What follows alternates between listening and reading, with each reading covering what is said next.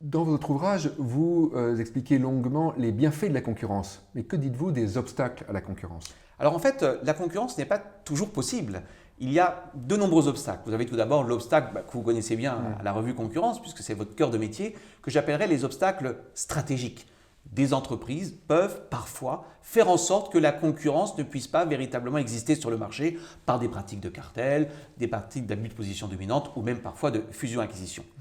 Donc premier obstacle, obstacle stratégique. Vous pouvez avoir des obstacles politiques. Lorsque vous menez une réforme pro-concurrentielle, lorsque vous ouvrez un marché, ceux qui sont déjà en place bénéficient d'une rente de rareté.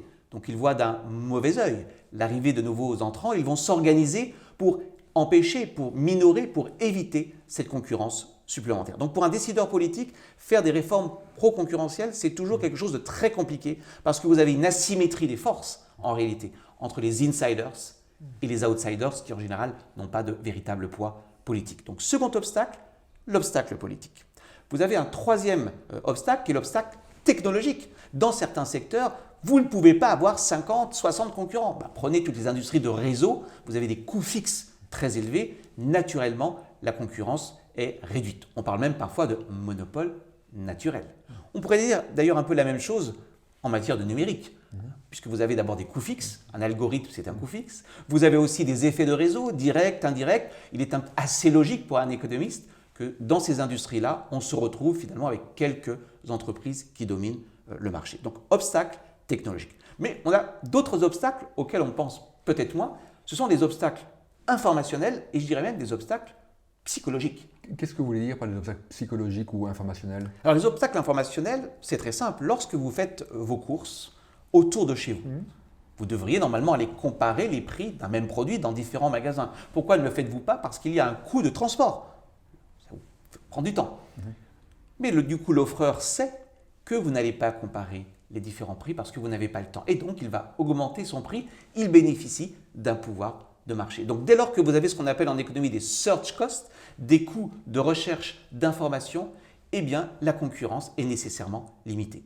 Mais il ne suffit pas d'être informé pour faire jouer la concurrence. Encore faut-il facilement pouvoir changer d'opérateur. Lorsque vous êtes dans une banque, lorsque vous êtes chez un assureur, ça n'est pas immédiat de changer d'opérateur. Il y a ce qu'on appelle des switching costs, des coûts de sortie, ça peut être des pénalités, des délais, éventuellement des coûts psychologiques, le risque de se dire j'ai changé d'opérateur et que se passe-t-il si mes virements continuent à être prélevés sur l'ancien compte. Bref, tous ces coûts-là doivent être pris en compte. Mais il ne suffit pas d'avoir des obstacles en termes de mobilité, il y a aussi toute la dimension psychologique du consommateur. À supposer même que vous puissiez changer d'opérateur, vous allez hésiter. Parce qu'on a tous ce qu'on appelle le biais de statu quo. On remet à demain ce que l'on pourrait faire aujourd'hui. Oui, je vais changer d'opérateur, je ferai ça le mois suivant. On a aussi le biais de surconfiance. Je vais changer, mais je ne vais pas prendre forcément l'abonnement ou bien le prix qui est forcément le mieux pour moi. Parce qu'un produit, c'est souvent, parfois, quelque chose d'assez complexe. Ce n'est pas seulement un produit, ça peut être un service. Et donc, je ne vais pas forcément prendre le service qui est le meilleur pour moi. Je vais avoir tendance à surestimer mes besoins. Je peux être aussi victime d'un biais de myopie. C'est l'histoire de l'imprimante. Lorsque je vais comparer les imprimantes, je vais comparer le prix de l'imprimante, alors qu'on le sait bien, ce qui est stratégique, c'est de prendre en compte le prix de la cartouche, c'est-à-dire le bien imprimante plus cartouche sur l'ensemble de sa durée de vie. Donc vous voyez, il y a quand même des obstacles qui sont très difficiles à remettre en cause, puisque ce sont des obstacles qui tiennent, je dirais, à la psychologie même du consommateur. Alors justement, que peut faire la politique de concurrence pour alléger ces switching costs ou ces coûts d'information? Alors en réalité, c'est moins la politique de la concurrence au sens où on l'entend en politique antitrust qu'une politique en faveur de la mobilité des consommateurs et de leur information. Donc tout d'abord, il faut informer les consommateurs. C'est le rôle des comparateurs de prix, c'est le rôle d'Internet. On peut aller plus loin. Il y a une expérience très intéressante qui a eu lieu en Israël en 2015 qui a consisté à imposer aux distributeurs alimentaires d'afficher tous les prix sur Internet. Je parle bien d'un affichage de prix et non pas d'une vente en ligne. L'effet a été radical.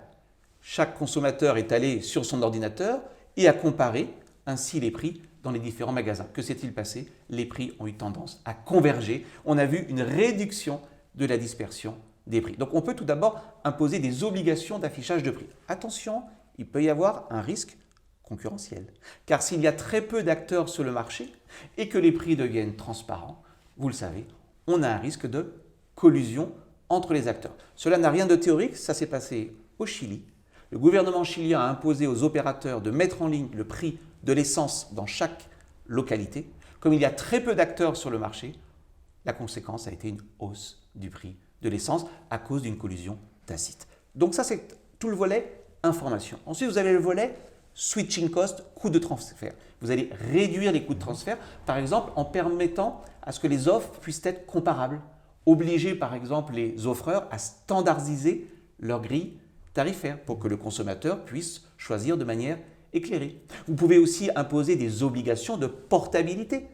En France, obligation de portabilité du numéro de téléphone portable en 24 heures. Vous avez également, vous le savez, en matière bancaire, aujourd'hui des obligations pour la banque d'accueil de prendre en charge le transfert de son client. Donc vous voyez, ce n'est pas de la politique antitrust, ce n'est pas de la politique de concurrence au sens strict, mais c'est bien une politique en faveur de la concurrence, puisque j'agis sur la mobilité du consommateur et sur son degré d'information.